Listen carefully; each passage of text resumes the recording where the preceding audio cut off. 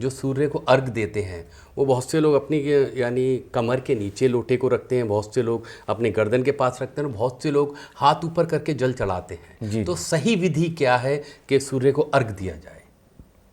जब भी आप सूर्य को अर्घ दें जी, तो आप कुछ बातों का विशेष ध्यान रखें। सबसे पहले जो हम गलती करते हैं, हम स्टील के लोटे से या तांबे के लोटे से जो हम सूर्य को अर्घ देते हैं, वो हम गलती करते हैं। हमेशा सूर्य को अर्घ देते समय तांबे का टोंटी वाला लोटा, जिसको हम गंगा सागर कहते हैं, उस तांबे के गंगा सागर से ही सूर्य को अर्घ देना चाहिए। जी। तो साथियों, जिस तरह आचार्य जी ने बताया कि आपको स्टील के लोटे में नहीं बल्कि तांबे के लोटे में, जिसमें टोंटी होती है, वो वाला लोटा लेकर सूर्य को अर्घ देना चाहिए।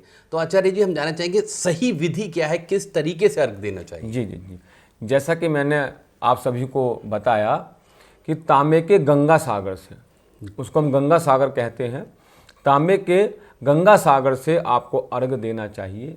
उस तांबे के गंगा सागर में आप जल लीजिए, थोड़ा सा कुमकुम, रोली आदि और बहुत थोड़ा सा गुड़ उसमें डालकर तब आप सूर्य को अर्घ देना चाहिए।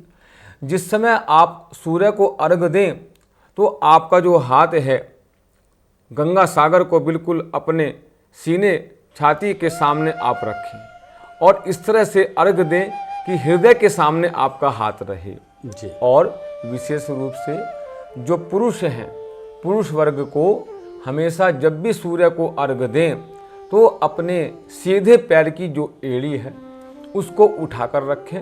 पंजा तो जमीन पर रखा रहे, लेकिन जो एड़ी है दाएं पैर की, उसको उठाकर, और कभी भी सूर्य को अखंड धारा में जल नहीं देना चाहिए। जैसा कि हमने आपको बताया था कि शिवलिंग पर तो आप अखंड धारा में, धारा टूटे ना, अखंड धारा में अभिषेक करें, लेकिन सूर्य को अर्घ देते समय अखंड धारा नहीं होनी चाहिए। गंगा सागर को हिलाते हुए पहली बार जल दें, एक बार जल देकर फिर अपने हाथों को रोक लें, फिर दोबारा जल छोड़ें और तीसरी बार में जल को हिलाते हुए आप सूर्य को अर्घ दें। इस प्रकार सूर्य को अर्घ देना चाहिए।